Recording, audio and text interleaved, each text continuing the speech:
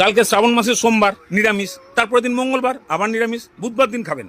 তাহলে ফার্স্ট এরকম ঝিরিঝিরি করে বাঁধাকপি কেটে একদম প্রেসার কুকারে দিয়ে দিন।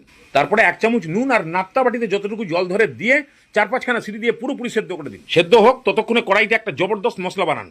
তেল গরম হয়ে গেলেই কালো সরষে, গোটা জিরে আর 10-12টা কারি পাতা দিয়ে হালকা ভেজে নিয়ে তারপরে পেঁয়াজটা দিয়ে দিন।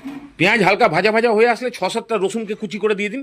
এটাকেও ভালো করে ভাজুন। তারপরে মটরশুঁটি জোগাড় করতে পারলে তো বেস্ট, না হলে শুধু কাঁচা লঙ্কা দিয়ে ভাজলেও হেভি টেস্ট। তারপরেই টমেটো। এবার পরিমাণ মতো নুন, হলুদ গুঁড়ো, কাশ্মীরি লঙ্কার গুঁড়ো দিয়ে ভালো করে কষিয়ে টমেটোকে গলিয়ে ঠিক এরকম টাইপের টমেটোর হাল হয়ে গেলেই 3-4টে ডিম ফাটিয়ে দিয়ে দিন। এবার এটাকে হাই ফ্লেমে ভালো করে ঘাটলেই একদম ডিমগুলো সব ছ্যাবড়া ছ্যাবড়া হয়ে যাবে। বাস এবারে প্রেসার কুকার থেকে সেদ্ধ বাঁধাকপিটা বার করে দিয়ে দিন। তার উপরে 1.5 চামচ গোলমরিচের গুঁড়ো আর 1 চামচ গরম মশলা দিয়ে 5 মিনিট ভালো করে কষিয়ে শুকিয়ে ফেলুন। এবার একটু জিভে ঠেকান দিয়ে দেখুন, মনে হবে যেন অপারেশন সিন্দুরের পুরো অ্যাকশন আপনার কড়াইতেই হয়ে গেছে।